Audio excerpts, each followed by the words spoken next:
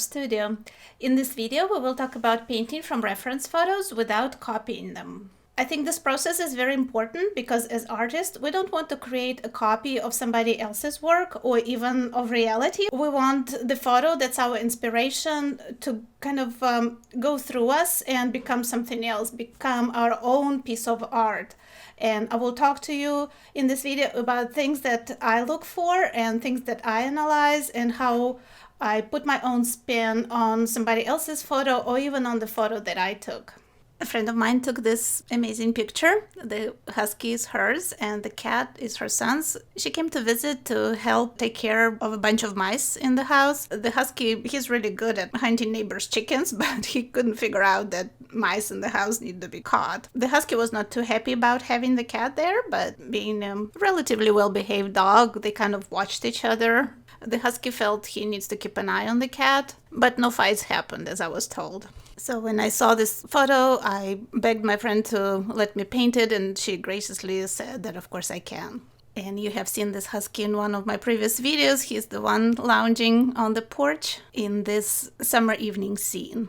First thing I did, I drew a concept sketch. I did it in Procreate on my iPad, and then I just printed it out so it's easier for me to use. I use my iPad to have my reference photo there, and I have my concept sketch and I have my black and white version of the reference photo, just printed it on small format, and I also keep it on my work table. So if we compare the reference photo and the concept sketch, first thing you will notice right away is that one of the flowers kind of touches the dog's face, and I thought that was a little awkward. Obviously, the photo is not staged, it's candid, so it is what it is. But as an artist, I can also make the changes. So I made the flowers a little bit lower and I distributed them a little bit differently. So the dog's face, it's the focus of my painting. Actually, this whole area is the focus. So I wanted everything else to frame it and not interfere with it. So that was the first thing that I corrected. I also wanted the plants on the windowsill to have a little more perspective and to kind of lead all those lines to lead to the cat. So I made this plant a lot smaller than it is in the reference photo. I really like those lanterns, so I kept those. And if you look on the background, you will see that I made quite a few changes. I wanted these background trees to also frame the dogs, so I gave them a bit of a curve, a lot more than they have in the real life, in the reference photo. And also I thought these trees were like very parallel, very straight. So I bent them a little bit, and you will see it. I gave them a little bend in the background. And also in the reference photo, there is additional building here in the background. You will probably see it better up top here on the reference, but I didn't think it was necessary. It just kind of cluttered. There's another building here, so they kind of cluttered the background and draw attention away from my two main characters. So I made background just abstract trees and bushes, and I eliminated the buildings. I think those changes that I made overall worked better for my composition and also created more kind of like fairy tale atmosphere without too many details, but just with those two frenemies, let's say, looking at each other and interacting with each other. I started by printing out my concept sketch to scale, and then I rubbed charcoal on the back side of it and transferred general outlines onto my watercolor paper. What I'm going to do now is I'm going to draw everything with several colors of Derwent Inktense pencils. You've seen me use those in many of my videos. I love to use them for watercolor instead of regular pencil because they blend with the painting and don't stand out. And also the scene is pretty complicated, so I don't want to lose my drawing. And these pencils, the pigment is permanent ink, so even though some of it will wash away with watercolor, I will still be able to see my drawing.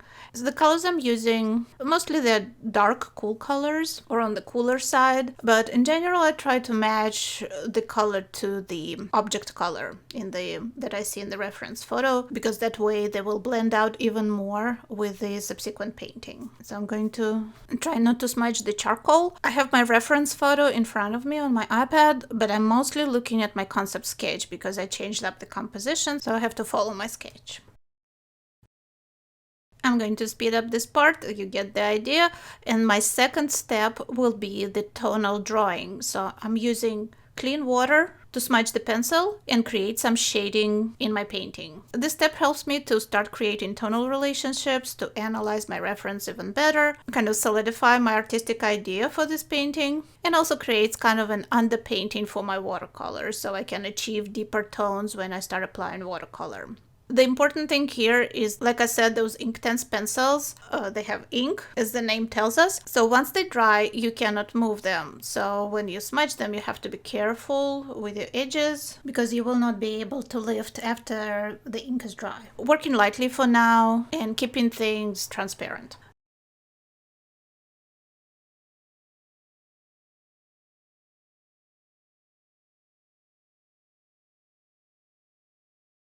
So you see, even at this stage, the painting is starting to take shape, and it's, in my opinion, much easier to work with than a bunch of pencil lines. You know, some artists, they outline all the light areas and all the shadows. For me, this is much easier to read and work with when I start with watercolor.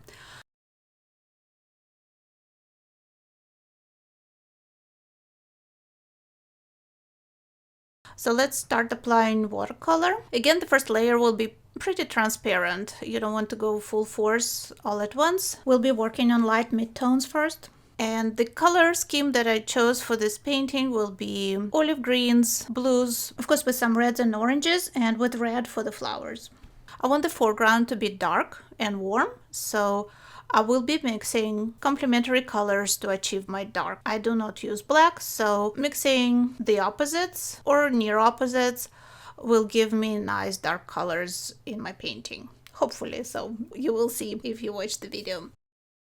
I'm also making a significant change in the temperature of the painting. It might not be that significant, but you see how the inside light is very warm, so I'm definitely going to keep that, using a lot of yellows and oranges in the lit area in my foreground, on the cat and on the window frame. But the light outside, it's winter, so the sky is gray and the light is very cool, but I don't want to emulate that in my painting, and I think I'm going to warm up the outside a little bit. I don't want it to turn into bright summer sunlight, but I want it to be a little bit warmer, so I'm using lemon yellow and some greens in the background to warm it up. So besides the composition, I also changed the overall color scheme of the reference photo. So to start with my first transparent layer, I'm using a round brush because I want to keep my watercolors light and transparent, but later, when I need a lot more pigment for the darkest areas, I will switch to a flat brush. It's very important to use the right brush for water control in watercolor, for the amount of paint that you want to transfer on paper. And flat brushes are also great for painting straight lines, which I have plenty of in this painting.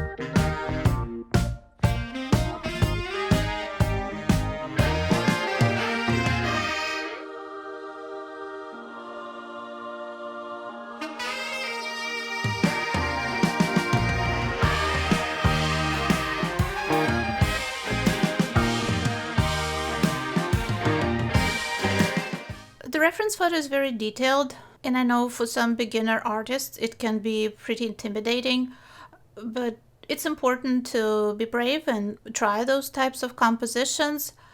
I think the key here is thorough prep work to have your drawing as precise as possible, and also not to rush through your painting. There are some ways to kind of make watercolor paint itself, but for a detailed subject like that, most likely you will just have to paint all the details and just enjoy the process. It's not about the final result, it's about the process. So for a subject like this free-flowing approach that sometimes works great for watercolor doesn't really work, because you have to paint all the details one by one with relatively small brush. Okay, my first watercolor wash is ready. I'll let it dry, and now I'm going to work on dark midtones and dark areas. I'm going to build up a lot of colors so I have a lot of contrast in my painting. I'm using small brush for now, but I have my flat brushes ready. We'll be switching to them in a minute. Basically, after that second layer, I'm hoping to mostly achieve the color intensity that I need for a finished painting. So you see it goes pretty quickly. I do not apply like 10-15 glazes. I try to work with saturated color and get my tonal relationships in place in just 2-3 layers.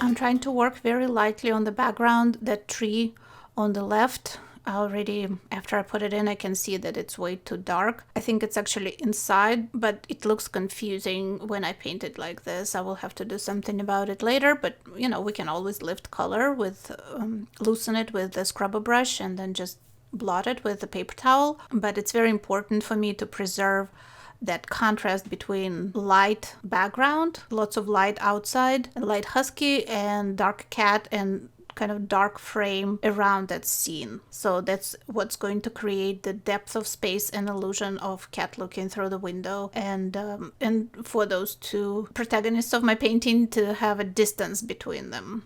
And I made a very subtle change on the cat's face. I wonder if you can spot what it is. If you did, let me know in comments. It's something in the cat's face. I think it made the end result a little more dramatic, so let me know if you spotted it.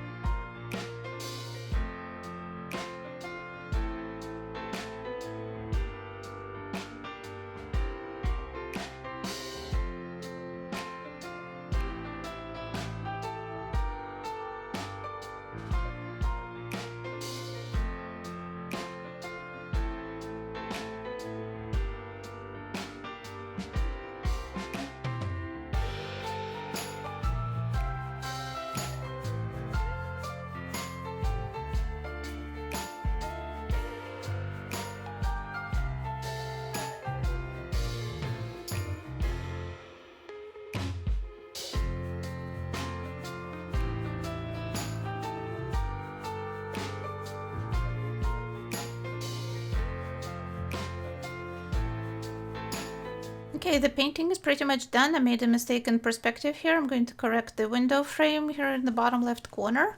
Add some warm accents in a few places, just to verify my details. The flowers, when they dried, they lightened quite a bit, and they're in the very foreground. So I need to add more color to that, which is easy to do. Maybe a little more contrast on the leaves as well. It all contributes to the illusion of the depth of space. Maybe some splattering for texture. I think it always looks good. Add a little looseness to this pretty tight watercolor. Again, I don't see all that in the reference photo, but basically now I'm not even looking at it. I'm doing what my painting requires. And my idea was to create a kind of dark frame around very light background with a husky in it. And so that's what I'm doing. So I'm going to also darken the upper left corner and do some splattering there. First of all, to cover up that dark branch that I drew and I wasn't happy with it. And also I want to complete that frame around the light background. So the last thing, a few touches with white gouache to correct the edges and bring back the highlights. I had some pencil around the husky, which I don't want to see anymore. I want the dog to be fluffy. And I achieved that fluffiness by using white gouache on a small brush. It's a small liner brush. And I'm also going to do a little bit of splattering with diluted gouache to create the illusion of snow outside. My background turned out a little too summery. And here is the painting, the final result. You can also see it on my Instagram account.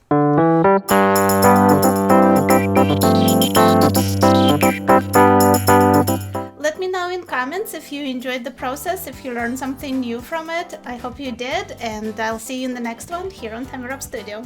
If you would like to learn more about digital sketching process, sketching on iPad for artists who paint with physical paints and brushes, I have a class on Skillshare and Udemy where I show the whole process. Just head over to my website, tammyrobb.com, and click on classes and you will find all the information there.